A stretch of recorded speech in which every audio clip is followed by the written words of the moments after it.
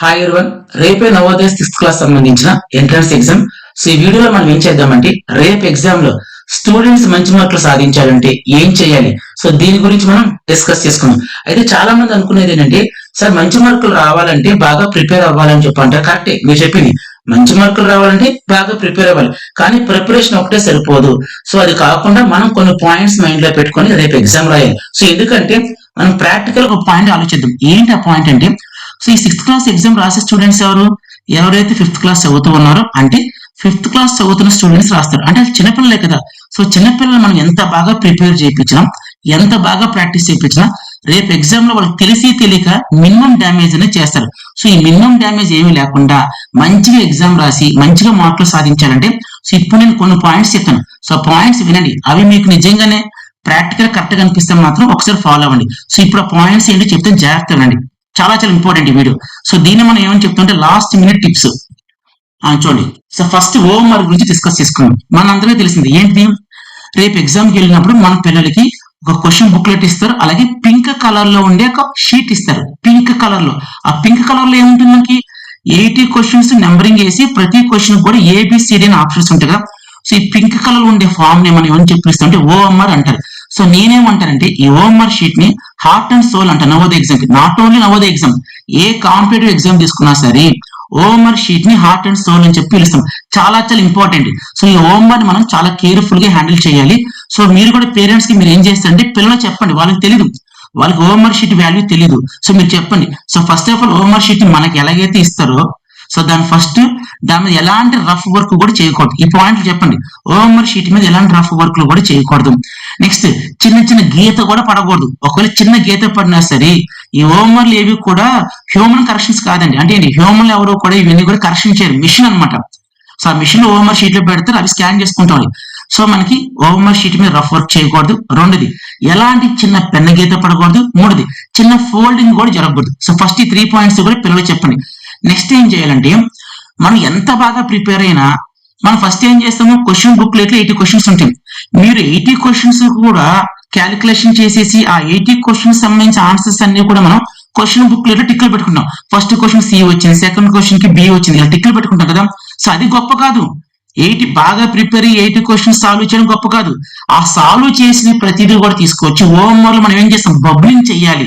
So bubbling చేయాలంటే first ఏంటి, మనకి పెన్లు ఇంపార్టెంట్. సో మంచి 2 పెన్లు తీసుకోండి.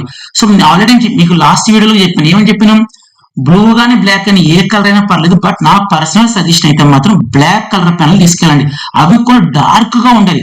అంటే ఒకసారి రాసి చూసుకోండి డార్క్ గా పడుతుందో లేదో. సో మీరు ఎంత మంచి పెన్లు పట్టుకెళ్తే ఓఎంఆర్ షీట్ లో బబ్లింగ్ అనేది మనకి అంత ఎఫెక్టివ్ గా కనబడుతుంది. సో అదే ఫస్ట్ పాయింట్ ఏంటి, మంచి 2 పెన్లు తీసుకోండి. సో రెండోది ఏంటి, మీరు 80 క్వశ్చన్స్ కూడా బుక్లెట్ లో పెట్టినంత మాత్రం ఎగ్జామ్ అయినట్టు కాదు. సో ఆ 80 క్వశ్చన్స్ యొక్క ఆన్సర్స్ అనేవి ఓఎంఆర్ షీట్ లో, for example first question C వచ్చింది అనుకోండి, సిని మనం ఏం చేస్తాము, బబ్లింగ్ చేస్తాం కదా. సో ఆ బబ్లింగ్ పర్ఫెక్ట్ గా చేయాలి, డార్క్ గా చేయాలి. చేసేటప్పుడు చిన్న గీత కూడా బయటికి వెళ్ళకూడదు, మన హ్యాండ్ షేక్ అవ్వకూడదు. సో మీరు ఓఎంఆర్ లో బబ్లింగ్ ఎంత పర్ఫెక్ట్ గా చేస్తే అన్ని క్వశ్చన్స్ కూడా మనకి వ్యాలిడ్ అవుతాయి. మీరు క్వశ్చన్ బుక్ ఇట్లా కరెక్ట్ గా పెట్టి, సి ఆప్షన్ ఉంది. సో ఫస్ట్ క్వశ్చన్ సి అనేది మీరు ఓఎంఆర్ షీట్ లో బబ్లింగ్ చేసినప్పుడు కొంచెం పెద్దగా చేసినా, కొంచెం సైడ్కి వెళ్ళినా ఆ బిట్ మనకి ఇన్వాలిడ్ అవుతుంది. ఇది మీరు పిల్లలు చెప్పండి. ఏమని, అరే మీరు క్వశ్చన్ బుక్ లో ఇట్లా కష్టపడి సాల్వ్ చేస్తారు, ఆన్సర్లు వస్తాయి, ఇవి తీసుకెళ్లి ఓఎంఆర్ లో బబ్లింగ్ చేస్తున్నప్పుడు మీరు జాగ్రత్తగా చేయాలి. రెక్లెస్ గా కానీ కేర్లెస్ గా కానీ చేసి కొంచెం బయటకు వెళ్ళినా మీరు కష్టపడి పెట్టిన బిట్ అనేది ఇన్వాలిడ్ అవుతుంది, వృధా అవుతుంది. అది మీరు ముందు నేర్పించండి. అర్థమవుతుంది. ఎందుకు, ఇప్పుడు క్వశ్చన్ బుక్ లో ఇట్లా కరెక్ట్ గా పెట్టేస్తాం, ఓఎంఆర్ లో సరిగ్గా చేయకపోతే. ఇప్పుడు ఫర్ ఎగ్జాంపుల్ మీ అబ్బాయి రేపు 80 క్వశ్చన్స్ కి 80 పెట్టేసాడు, మనం అనుకుంటాం ఆ 80 కరెక్ట్ గా పెట్టేసి అని చెప్పి. కానీ ఎగ్జామ్ తర్వాత మనకి మార్కులు తగ్గుతాయి. ఎలా తగ్గుతాయంటే, వీళ్ళు పెట్టే బబ్లింగ్ ఏదైతే ఉంటుందో ప్రాపర్ గా చేయరు అనమాట. సో ప్రాపర్ గా బబ్లింగ్ ప్రాక్టీస్ చేయించండి. స్టిల్ ఈ రోజు ఇంకా టైం ఉంది కదా, ప్రాక్టీస్ చేయించండి బబ్లింగ్ అనేది. సో ఓఎంఆర్ లో ఉన్న ప్రతి క్వశ్చన్ దగ్గర బబ్లింగ్ అనేది పర్ఫెక్ట్ గా చేయించండి. సో ఇది అర్థమైంది కదా. అలాగే ఇంకొక విషయం, 80 క్వశ్చన్స్ కూడా ఒకే కలర్ పెన్ తో పెట్టాలి. అంటే ఏంటి, జనరల్ గా 2 పెన్లు తీసుకెళ్ళమని కదా అని చెప్పి ఒకటి బ్లూ ఒకటి బ్లాక్ పట్టుకెళ్ళదు. అయితే 2 బ్లూ లేకపోతే 2 black. So OMR work clarity వచ్చింది కదా. సో ఓఎంఆర్ మీద మనం ఎలాంటి గీతలు గీయకూడదు, రఫ్ వర్క్ చేయకూడదు, బబ్లింగ్ పర్ఫెక్ట్ గా చేయాలి. మీరు క్వశ్చన్ బుక్ లో ఇట్లా పెట్టిన, అంటే అది చాలా కష్టపడతాం కదండి. ఇన్ని సంవత్సరాలు కష్టపడి మనం ఒక క్వశ్చన్ సాల్వ్ చేస్తాం, అక్కడ సీ పెడతాం క్వశ్చన్ బుక్ లో. తీరా మనం ఓఎంఆర్ లో ఏం చేస్తాం, ఆ సీన్ రుద్దేటప్పుడు బబ్లింగ్ చేసేటప్పుడు పర్ఫెక్ట్ గా చేయకపోతే అది ఇన్వాలిడ్ అయిపోతుంది. ఎంత బాధ వేస్తుంది. సో ఓఎంఆర్ వాల్యూ అనేది వాళ్ళకి చెప్పండి, అర్థమవుతుందా. నెక్స్ట్ ఓఎంఆర్ గురించి కాసేపు పక్కన పెడదాం. కమింగ్ టు ద సబ్జెక్ట్స్, మనకి రేపు 2 ఇస్తారు కదా, ఒకటి క్వశ్చన్ బుక్లెట్, ఇంకోటి ఏంటి పింక్ కలర్ లో ఉంటుంది. దాంట్లో 80 క్వశ్చన్స్, ప్రతి క్వశ్చన్ కి ఏబిసిడి ఆప్షన్స్ ఉంటాయి. సో దాన్ని ఓఎంఆర్ అంటారు కదా, దాన్ని పక్కన పెట్టండి. నెక్స్ట్ మనకి ఒక క్వశ్చన్ బుక్లెట్ ఇస్తారు, దాంట్లో 80 క్వశ్చన్స్ ఉంటాయి. అలాగే 3 సబ్జెక్ట్స్ ఉంటాయి. అయితే చాలా మంది పేరెంట్స్ ఏమడుతున్నారంటే, సార్ 3 సబ్జెక్ట్స్ కూడా ఫస్ట్ మనం ఏ సబ్జెక్ట్ తీసుకోవాలి, లేదు మనం ఫస్ట్ మన పేజ్ ఓపెన్ చేయగానే మన కంటికి ఏ క్వశ్చన్ అయితే కనపడుతుందో దాన్నే సాల్వ్ చేయాలని చెప్పి అడుగుతున్నారు. అలాంటి రూల్స్ ఏమీ లేదు, మీ ఇష్టం. మీ పిల్లలకి 3 సబ్జెక్ట్స్ ఏంటి, 3 సబ్జెక్ట్స్ కూడా ఒకటి మెంటల్ ఎబిలిటీ అంటే రీజనింగ్, నెక్స్ట్ మ్యాథ్స్, ఇంకోటి మూడోది లాంగ్వేజ్ అంటే పాస్ ఉంటాయి. సో మీ పిల్లలకి ఇదే చెప్పండి, బాబు రేపు మీరు మీకు ఫేవరెట్ సబ్జెక్ట్ ఏదైతే ఉంటుందో, మీకు ఈజీ సబ్జెక్ట్ ఏదైతే ఉంటుందో దాన్నే చూస్ చేసుకోమని చెప్పండి. But most of the students కి రీజనింగ్ అనేది, మెంటల్ ఎబిలిటీ అనేది చాలా ఈజీగా ఫీల్ అవుతారు కదా. ఇంకా చెప్పాలంటే బిలో యావరేజ్ స్టూడెంట్ కూడా ఫేవరెట్ సబ్జెక్ట్ వచ్చి మెంటల్ ఎబిలిటీ. సో ఫస్ట్ మీరు ఏం చేయాలి, మెంటల్ ఎబిలిటీ సంబంధించి 40 క్వశ్చన్స్ ఉంటాయి. సో ఫస్ట్ మీరు పిల్లలకి ఆ 40 క్వశ్చన్స్ కూడా సాల్వ్ చేయమని చెప్పండి. అన్ని చేసేయచ్చు. నేను చెప్తున్నాను కదా, చాలా చాలా easy subject, below average student కూడా ఈజీగా సాల్వ్ చేయగలడు. సో ఫస్ట్ రేపు మెంటల్ ఎబిలిటీ సబ్జెక్ట్ అంటే ఫస్ట్ క్వశ్చన్ మీకు మెంటల్ ఎబిలిటీ కనబడినా కనబడకపోయినా మెంటల్ ఎబిలిటీ సబ్జెక్ట్ ఎక్కడ ఉందో వెతుక్కొని ఆ 40 క్వశ్చన్స్ అనేవి మీరు సాల్వ్ చేసేయండి.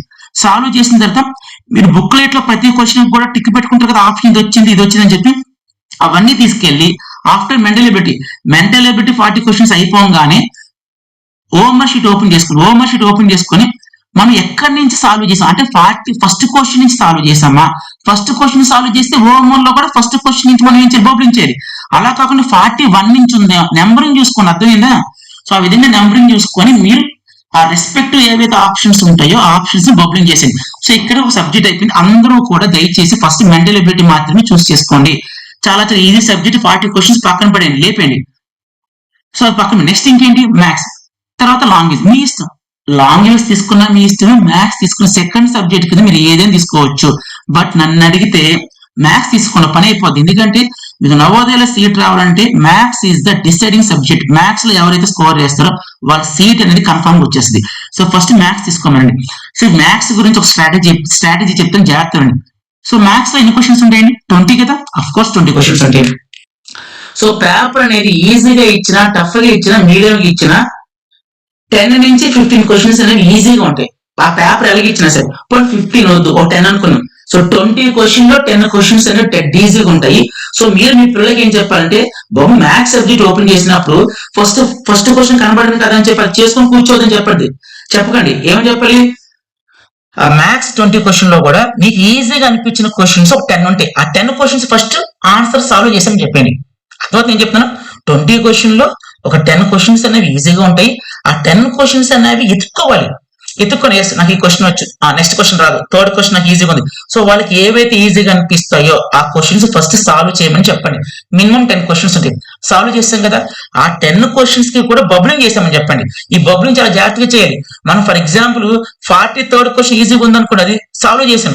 ఎగ్జాక్ట్ 43rd క్వశ్చన్ దగ్గర మాత్రం బబ్లింగ్ చేయాలి, అది గుర్తుపెట్టుకుని. సో ఇక్కడ మనం 20లో 10 క్వశ్చన్స్ ఏం చేసాము, సాల్వ్ చేసాము, బబ్లింగ్ చేసాం, హ్యాపీ. నెక్స్ట్ ఏం చేయాలంటే ఇంకొంచెం కాన్సన్ట్రేట్ గా మనం ఫోకస్ చేస్తే ఇంకొక 5 క్వశ్చన్స్ మనకు వచ్చినాయి ఉంటాయి. నిజంగా చెప్తాను, ఒక 5 క్వశ్చన్స్ మనకు వచ్చి ఉంటాయి. ఆ 5 క్వశ్చన్స్ కూడా సాల్వ్ చేసి బబ్లింగ్ చేయమని చెప్పండి. సో ఇప్పటికి ఇందాక 10 క్వశ్చన్స్, ఇప్పుడు ఒక 5 క్వశ్చన్స్, టోటల్ గా 15 క్వశ్చన్స్ అనేవి మనం ఏం చేసి సాల్వ్ చేస్తాం, బబ్లింగ్ కూడా చేస్తాం. ఇంకో 5 క్వశ్చన్స్. ఈ 5 క్వశ్చన్స్ ఎలాగుంటాయంటే, ఎవరైతే బాగా ప్రిపేర్ అవుతారో, ఎవరి దగ్గర సబ్జెక్ట్ ఉంటుందో వాళ్ళు మాత్రమే చేయగలిగేలా 5 క్వశ్చన్స్ ఇస్తారు. అర్థమవుతుంది. అంటే సబ్జెక్ట్ ప్రిపేర్ ఇందాక చెప్పిన 15 క్వశ్చన్స్ ఎవరైనా చేయొచ్చు. అంటే ఒక మోస్తరు యావరేజ్ గా ప్రిపేర్ అయిన స్టూడెంట్ కూడా 15 క్వశ్చన్స్ మ్యాథ్స్ అని ఈజీగా ఉంటే చేసేయచ్చు. సో రిమైనింగ్ 5 క్వశ్చన్స్ ఎవరైతే సబ్జెక్ట్ బాగా ఫాలో అవుతారో వాళ్ళు మాత్రమే చేసేలాగా ఇస్తారు. అంత మైండ్ క్వశ్చన్స్ అనమాట. అయితే ఇక్కడ మీరు టెక్నిక్ వాడాలి. ఏంటి, ఈ 5 లాస్ట్ మిగిలిపోయిన 5 క్వశ్చన్స్ చూసుకోండి మ్యాథ్స్ కి. ఒకవేళ అవి మనకి రానట్టుగా ఉన్నా వెంటనే 5 క్వశ్చన్స్ అక్కడ వదిలేసి వెంటనే మీరు ఏం చేయాలి, లాంగ్వేజ్ సెక్షన్ కి వచ్చేయండి. లాంగ్వేజ్ అనేది ఏమంటే పాస్ అయ్యలే కదా, తెలుగులో పాస్ అయ్యి చదువుకుంటారు, ఇంగ్లీష్ లో పాస్ అయ్యి చదువుకుంటారు. అక్కడ ఏమి కూడా మనం క్యాలిక్యులేషన్ చేయడం కానీ అది ఏమి ఉండదు కదా, చక్కగా పాస్ అయ్యి చదువుతాము. ఆ కింద దానికి సంబంధించి దానికి రిలేటెడ్ గా ఉండే క్వశ్చన్స్ మాత్రమే ఇస్తారు, ఆన్సర్ చేస్తాం. సో ఇక్కడ మీకు లాంగ్వేజ్ అయిపోతుంది. సో లాంగ్వేజ్ 4 పాసేజ్ అయిపోయిన తర్వాత 4 పాసేజ్ సంబంధించిన 20 క్వశ్చన్స్ కూడా వెంటనే బబ్లింగ్ చేయాలి. నేను మళ్ళీ చెప్తాను, బబ్లింగ్ షేక్ అవ్వకుండా, హ్యాండ్ షేక్ అవ్వకుండా పర్ఫెక్ట్ గా పెట్టండి. పర్ఫెక్ట్ గా పెట్టకపోతే మీరు రైట్ పెట్టినా ఇన్వాలిడ్ అవుతాయి. అర్థమవుతుందా? So language పెట్టేశాం. నెక్స్ట్ మీరు ఏం చేయాలంటే అక్కడ ఇన్విజిలేటర్స్ ఉంటారు, వాళ్ళని టైం అడగండి. ఇంకా ఎంత టైం ఉందని అడగాలి. మళ్ళీ చెప్తున్నాను, కొన్ని ఎగ్జామ్ హాల్లో టైం చెప్పొచ్చు, టైం చెప్పకపోవచ్చు. మీరు వాళ్ళ టైం చెప్తారు కదా అని చెప్పి బబ్లింగ్ చేయకుండా కూర్చుకుంటే లాస్ట్ 5 minutes అని చెప్పి మొత్తం హోంవర్క్ షీట్ లాగేసుకుంటారు. సో మీరు ఎవ్రీ హాఫ్ అన్ అవర్ కి లేదంటే కొంత సమయం తర్వాత వాళ్ళు టైం చెప్పినా చెప్పకపోయినా మేడం ఆర్ సార్ టైం ఎంత ఉందని, ఇంకా టైం ఎంత ఉంది ఇలా అడుగుతూనే ఉండండి. మళ్ళీ చెప్తాను, చాలా ఎగ్జామ్ హాల్లో ఇవే మిస్టేక్లు జరుగుతున్నాయి. వాళ్ళు టైం చెప్తారు కదా అని చూస్తారు, వాళ్ళేమో చెప్పొచ్చు చెప్పకపోవచ్చు కదా, చెప్పలేం. సో మీరు అడగండి టైం ఎంత ఉంది ఏంటి టైం అని. అది దాని ప్రకారం ఎగ్జామ్ స్పీడ్ చేయాలా స్లో చేయాలా, బబ్లింగ్ స్పీడ్ చేయాలా స్లో చేయాలా మీరు అర్థమవుతుంది. సో ఇప్పటి వరకు మనకి ఏంటి, మ్యాథ్స్ 15 క్వశ్చన్స్ చేసేసాము. సారీ, ఫస్ట్ మెంటల్ ఎబిలిటీ కదా, మెంటల్ ఎబిలిటీ 40 క్వశ్చన్స్ చేసేసాము, బబ్లింగ్ పెట్టేసాం. తర్వాత మ్యాథ్స్ 15 క్వశ్చన్స్ చేసేసాము, బబ్లింగ్ చేసాం. నెక్స్ట్ లాంగ్వేజ్ కూడా 20 క్వశ్చన్స్ చేసాం, బబ్లింగ్. ఇంకా 5 క్వశ్చన్స్ మిగిలిపోయింది. టైం అడగండి, ఉందా లేదా అడగండి. ఒకవేళ టైం ఉంది అనుకోండి, ట్రై చేయండి, బాగా ట్రై చేయండి. రావట్లేదు, ఎంత ట్రై చేసినా రావట్లేదు, ఇంకా లాస్ట్ 5 minutes ఉంది అంటారు. 5 minutes ఉంది, 5 క్వశ్చన్స్ ఉన్నాయి, అంతే కదా. ఈ 5 క్వశ్చన్స్ మనకి ఎంత ట్రై చేసి రావట్లేదు అనుకుంటే మీరు ఏం చేయాలంటే ఏదో ఒక ఆప్షన్ పెట్టి మాత్రమే రావాలి. అంటే ఎగ్జామ్ అయ్యేసరికల్లా 80 క్వశ్చన్స్ కూడా 80 బబ్లింగ్ చేసి ఉండాలి. ఒక్క క్వశ్చన్ కూడా వదిలిపెట్టద్దు. ఇది గుర్తుపెట్టుకోండి. ఈ పాయింట్ కూడా మీ పిల్లలు చెప్పండి. 80 క్వశ్చన్స్ కూడా బబ్లింగ్ చేసుకుని రావాలని చెప్పండి. తెలిసినా తెలిపినా క్వశ్చన్ మనకు ఆన్సర్ తెలిసినా తెలిపినా బబ్లింగ్ చేసుకుని రమ్మని చెప్పండి. ఓకే, ఇక్కడ నేను ఒక స్ట్రాటజీ చెప్తాను. ఆ స్ట్రాటజీ ఇష్టమైతే ఫాలో అవ్వండి, లేదంటే లేదు. ఏంటో స్ట్రాటజీ అంటే మనకి ఏవైనా రాని క్వశ్చన్స్ ఉంటాయి, ఎంత ట్రై చేసినా రాకపోతేనే ఈ స్ట్రాటజీ వాడండి. మనం ఏదో ఒక ఆప్షన్ అయితే పెట్టాలి కదా రాని క్వశ్చన్స్ కి. అయితే కొన్ని స్టాటిస్టిక్స్ కొన్ని క్యాలిక్యులేషన్ ప్రకారము మాక్సిమం బి గాని సి గాని పెట్టండి. అర్థమైంది చెప్పింది. ఎప్పుడు పెట్టాలి, ఇంకా లాస్ట్ లో టైం లేదు, ఇంకా నాకు ఎంత ట్రై చేసినా క్వశ్చన్ రావట్లేదు అనుకున్నప్పుడు మాత్రమే ఆ క్వశ్చన్స్ కి బి ఆప్షన్ గాని సి ఆప్షన్ గాని మీరు బబ్లింగ్ చేయించండి. ఇది జస్ట్ ఏంటి, మీరు ఒక సజెషన్ మాత్రమే, మీరు ఫాలో అవ్వాలని చెప్పి కాదు, మీకు నచ్చిన ఆప్షన్ పెట్టుకోండి. బట్ నేను ఏదైనా కొన్ని క్యాలిక్యులేషన్ తీసుకొని మాట్లాడుతున్నాను. సో బి ఆప్షన్ కానీ సి ఆప్షన్ కానీ బబ్లింగ్ చేశామని చెప్పండి. సో ఇక్కడ దాకా అర్థం ఎందుకండి. సో రేపు ఎగ్జామ్ అనేది 80 క్వశ్చన్స్, మీకు mental ability 40, maths 20, next language 20. వచ్చినవన్నీ చేసేయండి. రాకపోతే ఏమైనా క్వశ్చన్స్ రాకపోతే మాత్రం ఎంటీగా మాత్రం వదిలి రావద్దు. ఖాళీగా క్వశ్చన్ కి ఏ ఆప్షన్ పెట్టకుండా మాత్రం రావద్దు దయచేసి. మీరు ఇదే విషయం స్ట్రాంగ్ గా చెప్పండి. అసలు మీరు అందరూ అనుకుంటారు బాగా ప్రిపేర్ అయిపోతే సీట్ వచ్చేద్దే చెప్పారు. కాదండి, అది 50%. ఆ ప్రిపేర్ అయిందని రేపు ఎగ్జామ్ లో చూపించాలి కదా, అది 50%. దాన్ని మించి ఏంటి, ఓమన్ బాగా హ్యాండిల్ చేయాలి. ఆ ఓమన్ ఎవరైతే బాగా హ్యాండిల్ చేస్తారో వాళ్ళకే సీట్లు వస్తుంది. మనకు సబ్జెక్ట్ ఉన్నంత మాత్రం ఓమన్ సరిగ్గా రాయిపోతే మనకి అక్కడ ప్రతి క్వశ్చన్ ఇన్వాలిడ్ అవుతుంది. అలాగే ఇంకొక పాయింట్ చెప్తాను ఏంటి, మన నవోదయ ఎగ్జామ్ లో నెగిటివ్ మార్కింగ్ ఉండదు కాబట్టి ప్రతి క్వశ్చన్ తెలిసినా తెలియకపోయినా ఎట్ ద ఎండ్ ఎగ్జామ్ అయ్యేసరికి మనం ఏం చేయాలి, బబ్లింగ్ చేయాలి, పర్ఫెక్ట్ బబ్లింగ్ చేయాలి. సో ఈ పాయింట్స్ అన్ని కూడా మీరు ఈ రోజు ఈ వీడియో చూసిన మీ పిల్లలను కూర్చోబెట్టి చెప్పండి. స్మార్ట్ వర్క్ అంటే తెలుసు కదా, హార్డ్ వర్క్ పని అవ్వదు. హార్డ్ వర్క్ ఉన్నంత మాత్రం పని అవ్వదు. హార్డ్ వర్క్ ఉండాలి, స్మార్ట్ వర్క్ ఉండాలి. సో ఇప్పుడు నేను చెప్పి స్మార్ట్ వర్క్ 80 క్వశ్చన్స్ బబ్లింగ్ చేయండి. సో నేను చెప్పినట్టుగా స్ట్రాటజీగా ఫస్ట్ మెంటల్ ఎబిలిటీ అందరికీ వచ్చు, చక్కగా బబ్లింగ్ చేసేసి నెక్స్ట్ మ్యాథ్స్ తీసుకోండి.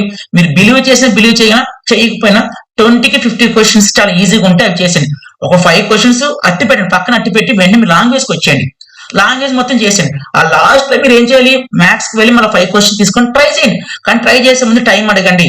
అప్పుడనే కాదు, ఎగ్జామ్ స్టార్ట్ అయిన తర్వాత కొంత సమయం తర్వాత మీరు పద్ధతి టైం అడగండి. టైమింగ్ ఎంత ఉంది అలా అడగండి.